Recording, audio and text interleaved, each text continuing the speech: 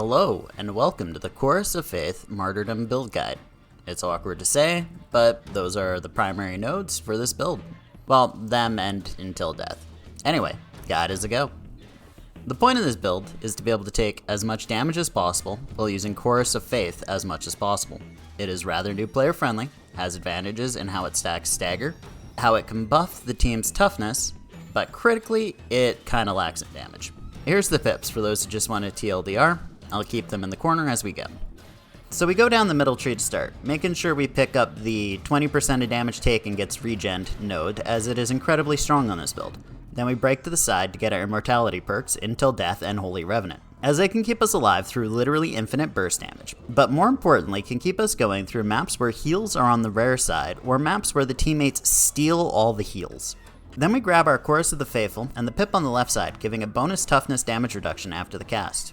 If you are playing with people you know, going the right pip is probably better, as the additional damage will increase your clear rates. But I find with randoms, half the job becomes tard sitting, and they need the durability. Then we slam down to the bottom of the tree, grabbing every perk in the middle. This will give us a lot of wounds, some ability regen whenever we take damage, increased damage, attack speed, and toughness damage reduction as our health gets low. For the remaining points, we break off to the left tree, push to grab the red pip on that side.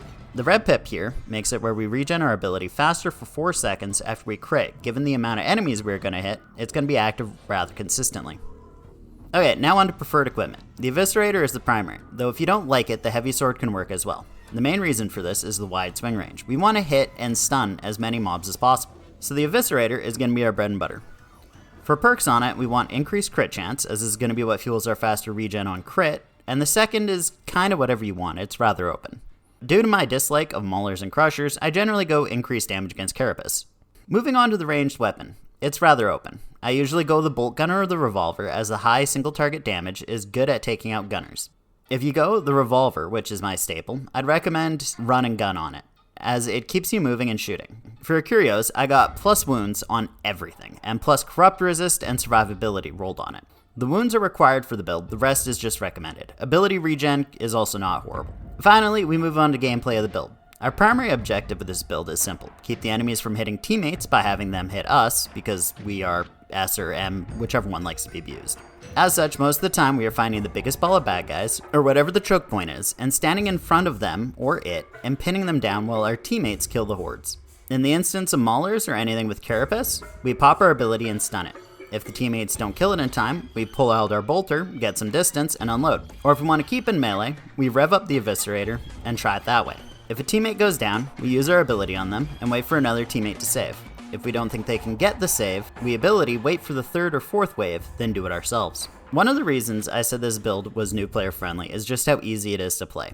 To boil it down to the minimum, if it is squishy, we do lights hits or push hits depending on whether we are holding or pushing forward. If it's not squishy, we rev and swing. If it can kill us, we use our ability. If it can kill a teammate, we ability. And if a teammate needs upsies, we ability. Bosses, we aggro, we ability, then we dodge. Occasionally rev, then hit it. Except Beast and Urgle, as they don't stun too well. So we kinda suck against them. Honestly, we do better against Demon Hosts than Beast and Urgle. That's about it. Of the builds that can do Damnation Maelstroms, I would say this one is the easiest to play. And well, it has a nice game flow. Happy hunting. See you next time. Post-production John here. So this is the build that Iwan likes to run. She's the one who does all my thumbnails. She wanted me to tell everyone that the fire grenade is fantastic because it is objectively better than every other nade except for the crack grenade. I agreed with her, and here we are. If you have the choice between any of the other nades the Zealot has, just go Incinerary. It doesn't matter why, it doesn't matter what you're doing, Incinerary is just better.